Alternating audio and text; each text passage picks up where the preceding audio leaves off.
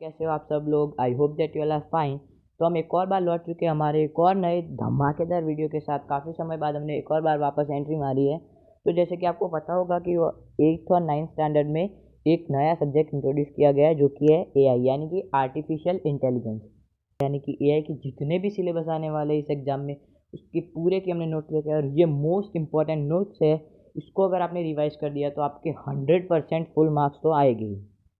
तो फिर चलिए शुरू करते हैं इस वीडियो को।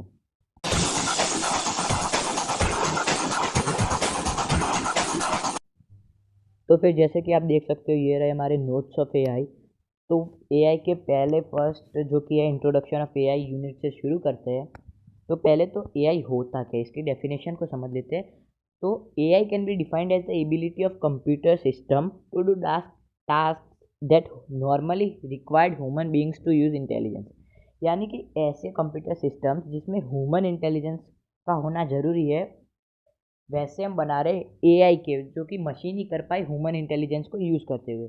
तो ये हम बनाने का ट्राई कर रहे हैं। तो इसे ही कहते हैं एआई। तो अब देखो कि इन्वेंट किसने किया ये एआई, किसको आइडिया आया। तो इन्वेंट इन जनों ने मिलके किया है जो कि है John McCarthy, Alan Turing, Marvin Minsky, Alan Newell and Herbert A Simon. तो ये कुछ लोग थे जिन्होंने मिलके किया। ये सब आपको याद रखने की ज़रूरत नहीं है, सिर्फ एक बार पढ़ लेना। अगर आ गए एमसीक्यू या इसमें तो वो हो जाएंगे इजीली। तो अब ये नाम जो दिया था आर्टिफिशियल इंटेलिजेंस यानी कि एआई वो मैकार्थे ने दिया था जो कि है जॉन मैकार्थे। अब 1955 में इन्होंने ये नाम दिया और फिर उन्होंने एक फेमस डार्टमोट कॉन्फ्रेंस की ऑर्गेनाइज जो कि की थी समर 1956। यानी कि 1955 में उन्होंने आर्टिफिशियल इंटेलिजेंस नाम दिया और फिर डार्टमोट कॉन्फ्रेंस को उन्होंने किया समर 1956 में। तो अब इसमें क्या डोमेन्स होते हैं एआई के, 3 प्रकार के डोमेन्स है कि इन तीनों में से किसी एक पे काम कर रहा होगा एआई। तो अब 3 डोमेन्स कौन से हैं? तो एक है डाटा, एक है कंप्यूटर विजन और एक है एनएलपी। तो डाटा क्या होता है, 95% एआई जो एप्लीकेशन है वो सब भी डाटा पे चल रहे हैं। यानी कि आप उसको जब एआई को आप जितना ज़्यादा डेटा दोगे उतना ही वो अच्छा काम कर पाएगा। तो 98% एआई डाटा, एआई की जो एप्लीकेशन है वो डाटा पे काम करे। अब कंप्यूटर विजन्स क्या होता है? तो कंप्यूटर विजन में क्या होता है कि जैसे कि हम फेस लॉक है ये सब कंप्यूटर विजन में आता है। उसमें होता क्या है कि हम कोई भी इमेज हम कंप्यूटर को देते हैं तो उसे एक्वायर करता है, उसे प्रोसेस करता है और फिर उसे एनालाइज करता है कि क्या है इस इमेज में, कैसी कैसी इमेज है। और फिर अगर आप वही इमेज उसको दिखाओगे तो हाँ वो पहचान जाएगा कि ये तो वही इमेज है। तो यही होता है कंप्यूटर विजन में। आपके फेस लॉक में भी होता है जो मोबाइल में होता है कि आपके फेस पे वो खुलता है तो आपको उसने एनालाइज किया हुआ है और फिर वो जब आप उस अपना फेस दिखाते हो तो पहचान जाता है और फिर खोल देते हैं मोबाइल को।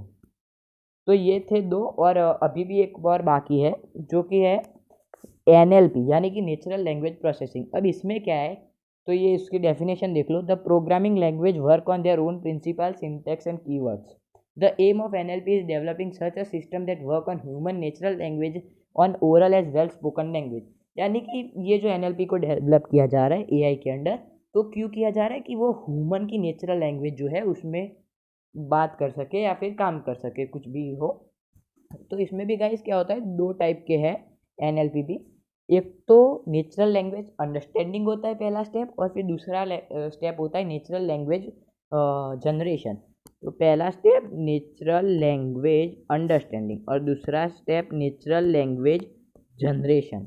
तो ये दो अंडरस्टैंडिंग यानी कि वो पहले तो अपनी जो हम बोलते हैं वो नेचुरल लैंग्वेज को अंडरस्टैंड करता है ह्यूमन की और फिर उसे जनरेट करके हमें उसी भाषा में उसका जवाब दे देता है। तो ये होता है एनएलपी। हमें तीनों डोमेन्स अभी तक कर दिए एक्सप्लेन। तो अब ये क्या है, तो ये है एक एप्लीकेशंस ऑफ एआई कि एआई कहाँ कहाँ यूज़ होता है। वैसे तो गाइस एआई तो इनफाइनाइट जगहों पे, मतलब कोई गिन ही नहीं सकता कि कितनी जगहों पे, पर ये कुछ मेन मेन उसके है कि यहाँ यहाँ यूज़ हो रहा है। तो कहाँ फेस रिकॉग्निशन में तो ये कौन सा डोमेन के अंडर आएगा, कंप्यूटर विजन हमने देखा।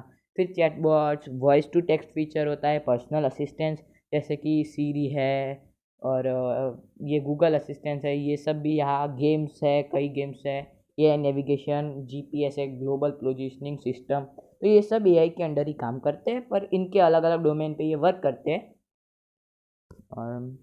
अब ये देख सकते हो, ये हमें सीबीएसई की तरफ से 3 गेम्स को प्रोवाइड किया गया था, जो कि तीनों अलग अलग डोमेन पे काम कर रहे हैं कि। तो गाइज यहाँ पर देख सकते हो तीनों गेम के नाम, रॉक पेपर एंड सीजर पहली का, फिर second mystery animal and third emoji scavenger Hunt. तो पहले गेम में क्या था कि हम उसे डेटा प्रोवाइड करते हैं। क्या होता है, ह्यूमन अपने आप के मूव्स को रिपीट करता है। तो हम जैसे ही मूव्स करते जाते हैं, रॉक पेपर सीजर आपने भी खेला होगा, तो एआई उसे समझता जाता है और फिर हमें वो जीतने ही नहीं देता। वो इतना हमें समझ जाता है कि हाँ इस बार ये यही करेगा, उसको पक्का पता होता है।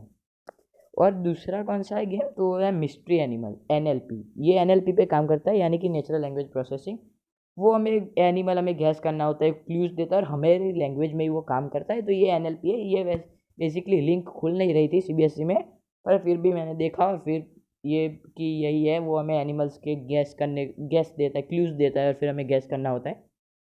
तीसरी गेम है इमोजी स्कैवेंजर हंट।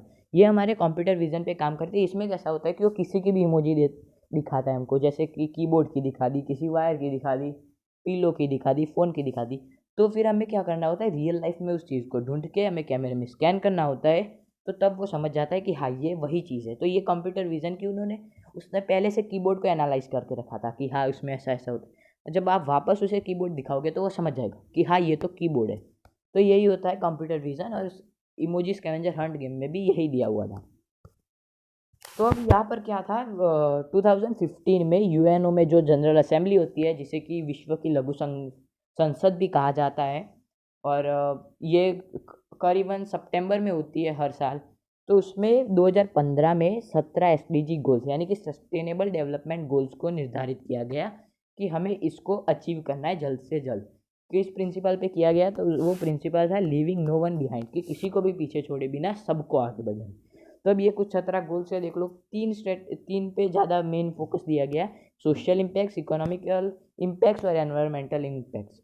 तो सोशल इम्पैक्ट्स में कौन कौन से हैं, तो नो पॉवर्टी फर्स्ट है, no zero hunger, good health and wellbeing, gender equality, ये वापस आ गया गाइस जेंडर इक्वालिटी, तो इसको ये एक ही है। देन फिर clean water and sanitisation, affordable and clean energy, sustainable cities and communities, peace, justice and strong institutions and partnership for goals. तो ये कुछ सोशल इम्पैक्ट्स के अंदर आते हैं। सोशल इम्पैक्ट्स के है ये। तो मतलब आप सोच रहे हो कि एआई का इन सबसे क्या लेना देना, एसडीजी गोल्स। तो इसको टैकल करने के लिए एआई का यूज़ करना, ऐसे सख्त निर्देश थे यूएनओ के। तो अब इकोनॉमिक इम्पैक्ट्स आप देख सकते हो कि decent work and economic growth, industry innovation and infrastructure, reduce inequalities, ये सब है इन इकोनॉमिक इम्पैक्ट्स के अंदर आते हैं। और तीसरा है एनवायरमेंटल इम्पैक्ट, जिसमें है climate action, life below water and life on land. तो इन सब को ये बेसिकली आपको याद करने की ज़रूरत नहीं है, पर फिर भी एक बार पढ़ लेना। और ये सब बाजू में उसके नंबर दिए गए कि कौन से नंबर पे वो मेंशन थे। तो ये सब वही है कि एआई का यूज़ करते हुए इसे टैकल करना है। तो ये इतना इम्पोर्टेंट है, पर देख लेना आप कब हुआ। 2015 में यूएनओ ने किया और जनरल असेंबली में इसका डिसाइड हुआ। 17 एसडीजी गोल्स थे। गोल्स को याद करने की इतनी ज़रूरत नहीं है। तो अब एआई एथिक्स की तरफ बढ़ते हैं। तो एथिक्स होता क्या है जनरल लैंग्वेज में, तो इसकी डेफिनेशन देखो। We are human beings and we are following some moral principles और values for doing certain activities as well as to make our life comfortable with good manners and behavior. These concerns and principles related to good manners and good behavior is known as behavior की जगह यार human ethics आना चाहिए। तो कि जो भी हम किसी भी काम को करते वक्त हम ह्यूमन बींग्स कुछ मोरल प्रिंसिपल्स या मोरल वैल्यूज़ का ध्यान रखते हैं कि वो कई एक्सप्लोइट, यानी कि उसका उल्लंघन ना हो जाए। तो यही इसी को कहते हैं एथिक्स। तो एआई की लैंग्वेज में एथिक्स क्या होता है, तो AI ethics refer to the basic principles of AI system design that use good code of conduct and produces the result. In other words, ethics means what is right and unethically means what is wrong.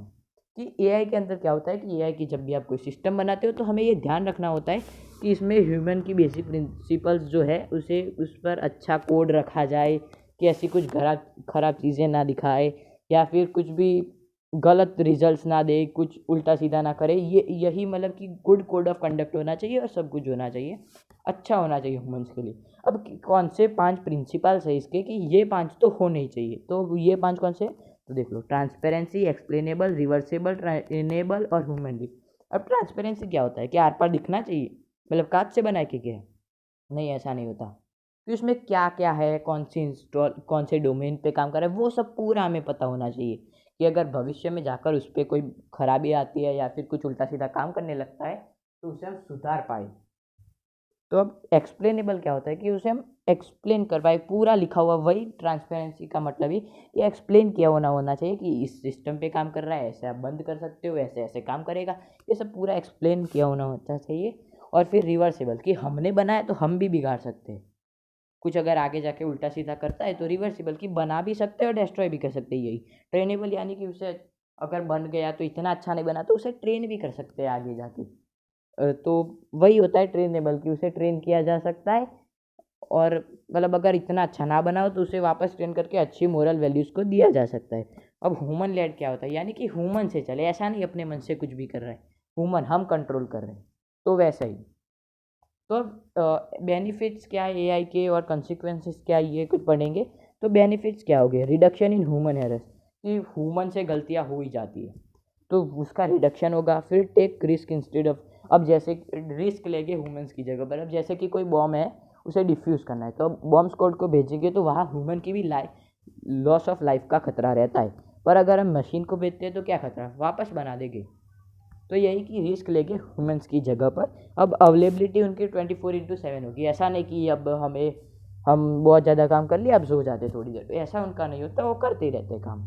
तो अब helping in repetitive jobs, यानी कि किसी भी काम को repeat करते जाना है बार बार बार बार, तो उसमें वो ज़्यादा हेल्प करेंगे। Digital assistance, faster decision, daily application and new invention, ये सब चीज़ों में बहुत ज़्यादा हेल्प होगी हमारी एआई की मदद से। तो अब कंसिक्वेंसेस क्या है, अब भाई एआई तो इतना अच्छा लग रहा है, ख़राब क्यों है, तो एआई इज़ इम्परफेक्ट, ऐसा नहीं कि हर बार वो सही काम करेगा, कुछ उल्टा सीधा भी कर सकता है, वो इम्परफेक्ट है, ऐसा उस पर 100% हम ट्रस्ट नहीं कर सकते। फिर ह्यूमंस को लेजी बनाते जा रहा है। High cost of creation, creation का कॉस्ट बहुत ज़्यादा है। Singularity and keeping control over AI bias, no emotion, lacking out of box thinking, job loss and wealth, कि कई प्रकार के, जैसे हमें जॉब की लॉस होगी एआई काम करने लगेगा तो फिर उसमें कोई इमोशन नहीं होते, वो आउट ऑफ बॉक्स थिंक नहीं कर सकता कि हमने जितना दिया है वही वो करेगा, उसमें इतनी जनरल नॉलेज नहीं है। तो ये फिर एआई की प्रोजेक्ट साइकिल, हमारा ये लास्ट टॉपिक है कि एआई की प्रोजेक्ट साइकिल है कुछ, अगर आपको एआई का कोई भी प्रोजेक्ट बनाना है तो इस साइकिल से होकर आपको पास होना पड़ेगा। तो 5 स्टेजेस है एआई प्रोजेक्ट साइकिल में, तो देख लो कौन से 5 है। Problem scoping, data acquisition, modelling, data exploration और इवेल्युएशन। तो अब इसमें ये तो आने नहीं वाला अंदर की क्या क्या होगा, पर बेसिक नॉलेज में आपको इन पाँचों के बारे में दे देता हूँ। तो इसमें होगा क्या, देखो अगर एआई साइकिल के पहले से शुरू करें प्रॉब्लम स्कोपिंग, तो इसमें आपको प्रॉब्लम क्या है ये स्कोप करना है कि किस पे इस प्रॉब्लम का असर होगा, कैसे हो रहा है, क्या प्रॉब्लम है, क्यों प्रॉब्लम है, ये सब आपको पता चला। फिर डेटा एक्विजिशन कि अब हाँ प्रॉब्लम है ये हमें पता चल गया, तो अब क्या इसमें डेटा, उसमें कि क्या कैसे है, क्यों है, कब कब ये प्रॉब्लम आती है, ये सब उसके लगते उसका जो जो मिल रहा है वो पूरा डेटा में ले लेना है। फिर होगा डेटा एक्सप्लोरेशन कि अब हमें डेटा को एक्सप्लोर करना है कि इस डेटा को हेल्प में लेते हुए हम कैसे एक नई ऐसी एआई सिस्टम को डेवलप कर सकते हैं कि वो अच्छे से काम करे। तो अब ये है फिर मॉडलिंग। तो अब मॉडलिंग में क्या होता है कि हमने जो डेटा एक्सप्लोर किया, जो सोचा, उस पर हमें एक मॉडल बना के तैयार करना है कि अब एक मॉडल बनाना है। फिर हम उसे इवेल्युएशन करेंगे कि इवेल्युएट करेंगे कि भाई हाँ ये काम कर पा रहा है या कुछ उल्टा सीधा कर रहा है, तो यही होता है इवेल्युएशन। तो ये वैसे आपके आने नहीं वाला है, फिर भी मैंने बेसिक इवेल्युएशन ओवरव्यू दे दिया। तो अगर आपको हमारा ये वीडियो पसंद आया हो तो प्लीज़ हमारे इस वीडियो को लाइक शेयर एंड सब्सक्राइब कर देना और हमें इसी तरह से सपोर्ट देते रहना। Thank you, have a nice day.